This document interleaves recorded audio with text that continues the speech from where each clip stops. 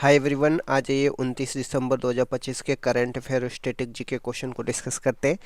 So let's get started without any further delay. प्रश्न संख्या 1 से स्टार्ट करते हैं। स्थानीय स्वशासन लोकल सेल्फ गवर्नमेंट की सर्वोत्तम व्याख्या क्या है? लोकतांत्रिक विकेंद्रीकरण, जिसको डेमोक्रेटिक डिसेंट्रलाइजेशन बोला जाता है, यही क्या स्थानीय स्वशासन का सर्वोत्तम व्याख्या है। यह शासन को जमीन स्तर तक पहुंचाने की प्रक्रिया है। इसमें सत्ता का हस्तांतरण केंद्र और राज्य सरकार से स्थानीय निकायों पंचायतों को किया जाता है। नेक्स्ट क्वेश्चन पे आ जाते हैं। राष्ट्रीय महिला आयोग द्वारा शुरू किए गए शक्ति स्कॉलर्स कार्यक्रम की मुख्य विशेषता क्या है? यह 6 माह का ग्रांट आधारित शोध फेलोशिप कार्यक्रम है। यह कार्यक्रम 21 से 35 वर्ष की महिलाओं को शोध हेतु सहायता देता है। इसका उद्देश्य महिला शोधकर्ताओं को सशक्त बनाना और उनके शोध कार्यों को वित्तीय सहायता देना या सहयोग करना। नेक्स्ट क्वेश्चन पे आ जाते हैं। सभासार पहल किस मिशन के अंतर्गत संचालित की जा रही है? इंडिया एआई मिशन के तहत संचालित किया जा रहा है। यह ग्राम सभाओं के लिए एआई आधारित वॉइस टू टेक्स्ट प्रणाली प्रदान करता है। इसमें भाषणी प्लेटफॉर्म के माध्यम से बहुभाषीय अनुवाद किया जाता है और यह राष्ट्रीय सुपर कंप्यूटिंग मिशन का हिस्सा नहीं बल्कि इंडिया एआई मिशन का भाग है। नेक्स्ट क्वेश्चन पे आ जाते हैं। भारत की क्षेत्रीय ग्रामीण बैंकों की स्थापना किसकी सिफारिश पे की गई थी? नरसिंघम समिति की सिफारिश पे की गई थी। पहला आरआरबी 1975 में स्थापित किया जाता है। अंशधारिता की संरचना की बात करते हैं तो 50% केंद्र सरकार के पास और 15% राज्य सरकार के पास और प्रायोजक बैंक के पास 35% रहता है। आरआरबी का परीक्षण नाबार्ड करता है, तो ये भी आपको ध्यान में रखना है। नेक्स्ट क्वेश्चन पे आ जाते हैं। 28 दिसंबर को किस भारतीय दिग्गज उद्योगपति की 88वीं जयंती मनाई गई है? तो रतन टाटा की। उन्हें पद्म विभूषण से सम्मानित किया जा चुका है। उद्योग और समाज में योगदान के कारण उन्हें भारत रत्न देने की मांग की जा रही है। नेक्स्ट क्वेश्चन आ जाते हैं। सुप्रीम कोर्ट ने हाल ही में किस पर्वत श्रेणी को लेकर के स्वप्रेरणा, जिसको सुमोटो बोलते हैं, से संज्ञान लिया है? तो अरावली पर्वत श्रेणी से।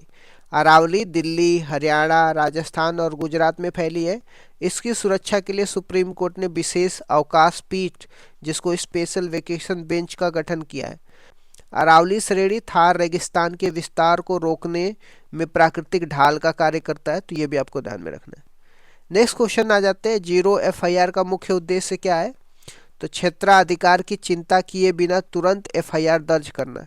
इसमें एफआईआर को 0 नंबर दिया जाता है, बाद में इसे संबंधित थाने में स्थानांतरित कर दिया जाता है। यह बलात्कार, दुर्घटना जैसे गंभीर मामलों में समय बचाने के लिए अत्यंत महत्वपूर्ण है। नेक्स्ट क्वेश्चन पे आ जाते हैं। संज्ञेय अपराध, जिसको कॉग्निजेबल ऑफेंसेस में पुलिस के पास क्या अधिकार होते हैं? तो पुलिस बिना वारंट के आरोपी को गिरफ्तार कर सकती है। इसमें हत्या, बलात्कार, दहेज हत्या जैसे अपराध संज्ञेय अपराध होते हैं। गैर संज्ञेय अपराधों में गिरफ्तारी हेतु वारंट की आवश्यकता होती है। नेक्स्ट क्वेश्चन में आ जाते हैं। भारत ने आरसीईपी समझौते से बाहर होने का निर्णय क्यों लिया था? चीन के व्यापारिक प्रभुत्व और घरेलू उद्योगों की सुरक्षा के लिए। वर्ष 2019 में इससे बाहर रहने की घोषणा करी थी भारत ने। इससे डेयरी और विनिर्माण क्षेत्रों के नुकसान की आशंका थी। भारत अब चाइना -1 रणनीति के तहत देशों के साथ अलग अलग एफटीए कर रहा है। नेक्स्ट क्वेश्चन पे आ जाते हैं। भारत ने प्रतिवर्ष सांप के काटने से लगभग कितनी मौतें होती है? तो लगभग 58,000 मौतें सांप के काटने से होती है। डब्ल्यूएचओ ने इसे उपेक्षित उष्णकटिबंधीय रोग घोषित किया है। भारत ने 2030 तक मौतों को 50% कम करने का लक्ष्य रखा है। तमिलनाडु की इरूला जनजाति सांप पकड़ने और जहर निकालने में प्रसिद्ध है, तो ये भी आपको ध्यान में रखना है। नेक्स्ट क्वेश्चन आ जाते हैं। हाल ही में थाईलैंड और कंबोडिया के बीच किस मंदिर को लेकर के युद्ध विराम हुआ है? प्रविहार मंदिर को लेकर के युद्ध विराम हुआ है। यह 11वीं शताब्दी का शिव मंदिर है। यह यूनेस्को विश्व धरोहर स्थल है। दोनों देशों ने सेनाएं पीछे हटाने पर सहमति जताई है। नेक्स्ट क्वेश्चन आ जाते हैं। उदयपुर के एक होटल पे निजता उल्लंघन के जुर्माना किस ऐतिहासिक फैसले के आधार पर लगाया गया है? केएस पुत्तस्वामी बनाम भारत संघ मामले का ऐतिहासिक फैसले का आधार लगाया गया है। इस फैसले में निजता का अधिकार अनुच्छेद 21 के तहत मौलिक अधिकार घोषित किया गया। होटल स्टाफ द्वारा मास्टर की से बिना अनुमति कमरे में प्रवेश करना मौलिक अधिकारों का उल्लंघन है। अनुच्छेद 145 की बात करते हैं तो मुख्य न्यायाधीश को संवैधानिक पीठ न्यूनतम 5 न्यायाधीशों की गठित करने की शक्ति देती है। अनुच्छेद 143 की बात करते हैं। राष्ट्रपति सुप्रीम कोर्ट से कानूनी मामलों में सलाह मांग सकते हैं।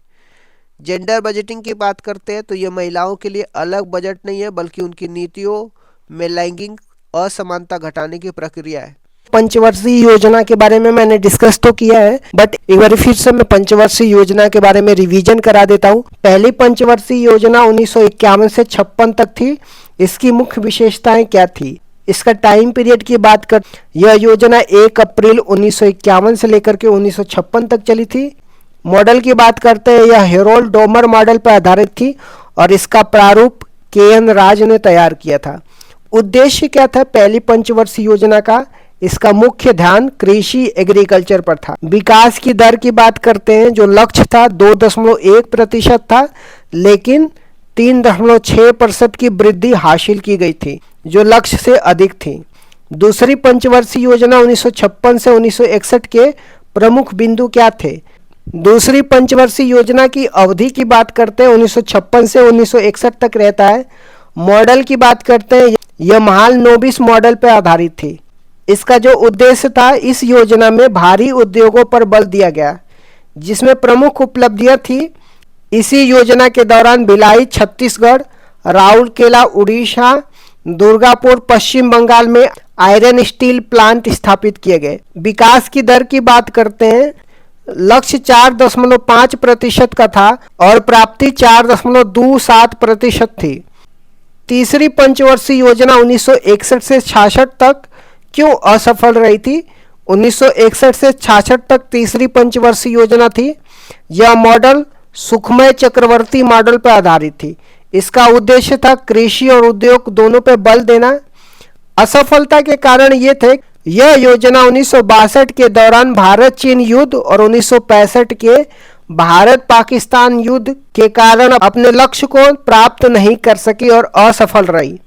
अन्य घटना की बात करते हैं तीसरी पंचवर्षीय योजना में, इसी दौरान जय जवान जय किसान का नारा दिया गया था और 1965 में भारतीय खाद्य निगम, जिसको फूड कॉरपोरेशन ऑफ इंडिया की स्टेब्लिशमेंट की बात करते हैं, तो तीसरी पंचवर्षीय योजना में एफसीआई का एस्टेब्लिशमेंट होता है। नेक्स्ट देख लेते हैं योजना अवकाश की। योजना अवकाश, जिसको प्लान हॉलीडेज बोलते हैं, ये क्या था और यह कब हुआ था? तीसरी पंचवर्षीय योजना की असफलता के बाद 1966 से लेकर के 1969 तक 3 वर्षों के लिए कोई पंचवर्षीय योजना नहीं बनाई गई। इसे योजना अवकाश कहा जाता है। इसी दौरान एक एक वर्ष की योजना शुरू की गई थी। खाद्यान्न में आत्मनिर्भरता के लिए हरित क्रांति, जिसको ग्रीन रेवोल्यूशन की शुरुआत की गई थी। चौथी पंचवर्षीय योजना 1969 से 1974 की मुख्य बातें क्या थी? तो इसका टाइम पीरियड की बात करते हैं, 1969 से लेकर के 1974 तक थी।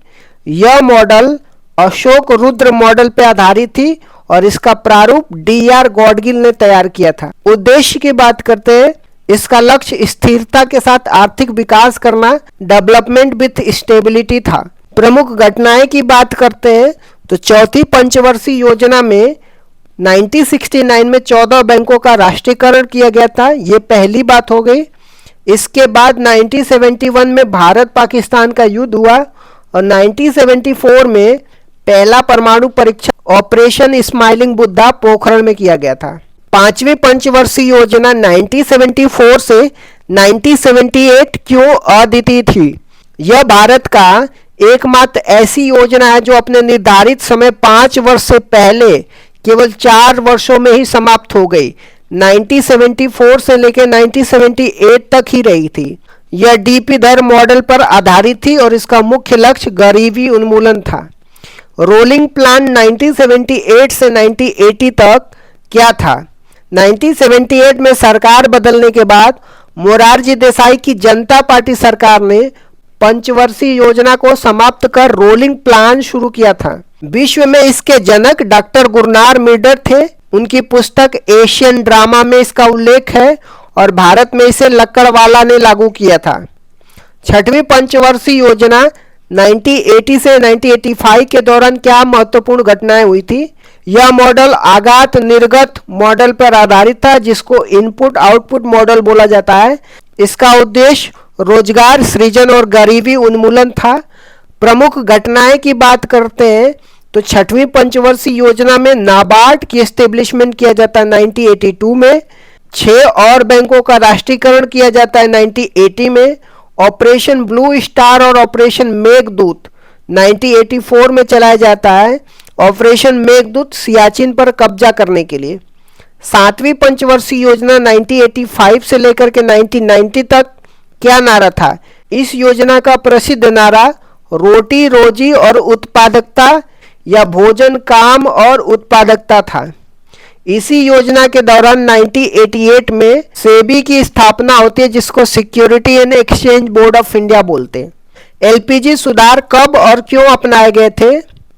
1990 से 92 के योजना अवकाश के दौरान 1991 में भारत में विदेशी मुद्रा भंडार का संकट उत्पन्न हो गया था। उस समय प्रधानमंत्री पीवी नरसिम्हा राव और वित्त मंत्री डॉक्टर मनमोहन सिंह थे। इस संकट से निपटने के लिए 1991 में नई आर्थिक नीति अपनाई गई थी, जिसे एलपीजी सुधार कहा गया था। जो न्यू इकोनॉमिक पॉलिसी अपनाई गई थी, जिसमें उदारीकरण, निजीकरण या वैश्वीकरण की बात की जाती है। 8वीं पंचवर्षीय योजना 1992 से 1997 का मुख्य फोकस क्या था? तो यह model John W Miller model पर आधारित थी। इसका मुख्य बल मानव संसाधन विकास था, जो 1990 में आए एचडीआई मानव विकास सूचांक की अवधारणा से प्रेरित था। अन्य घटनाएं की बात करते हैं 8वीं पंचवर्षीय योजना में। इसी दौरान 73वां और 74वां संविधान संशोधन हुआ, जो पंचायती राज और नगर निगम के लिए है। इसी समय 1 जनवरी 1995 को डब्ल्यूटीओ की स्थापना होती है, जिसको वर्ल्ड ट्रेड ऑर्गेनाइजेशन बोलते हैं। 9वीं और 10वीं पंचवर्षीय योजना का मुख्य बातें क्या थी? 9वीं पंचवर्षीय योजना 1997 से 2002 तक होता है। इसका लक्ष्य सामाजिक न्याय और क्षमता के साथ आर्थिक विकास था। प्रधानमंत्री ग्राम सड़क योजना 25 दिसंबर 2000 को और कारगिल युद्ध 1999 में इसी दौरान हुआ था। 10वीं पंचवर्षीय योजना 2002 से 2007 तक थी। यह भी आगात निर्गात मॉडल पर आधारित थी। नरेगा अधिनियम 2005 में आया और 2 फरवरी 2006 को लागू हुआ था। 11वीं पंचवर्षीय योजना 2007 से लेकर 2012 की विकास दर की क्या विशेषता थी? इसका लक्ष्य तीव्र और समावेशी विकास, जिसको रैपिड एंड इंक्लूसिव डेवलपमेंट था। इसमें 8% की विकास दर हासिल की गई थी, जो सभी पंचवर्षीय योजनाओं में अब तक की सबसे ज़्यादा थी। शिक्षा का अधिकार राइट टू एजुकेशन एक्ट 2009 इसी दौरान आया था। 12वीं पंचवर्षीय योजना 2012 से 2017 का लक्ष्य क्या था? यह अंतिम पंचवर्षीय योजना था, जो 2012 से 2017 तक चला था। इसका लक्ष्य तीव्र, सतत और अधिक समावेशी विकास, जिसको rapid sustainable and inclusive development था। इसमें कृषि के लिए 4% और प्रजनन दर को 2.1%, जिसको प्रतिस्थापन दर बोलते हैं, पर लाने का लक्ष्य रखा गया था। तो इस तरीके से मैंने कुछ इंपॉर्टेंट करंट अफेयर को डिस्कस कर दिया। Thank you so much guys. Keep loving, keep supporting. Bye bye, see you.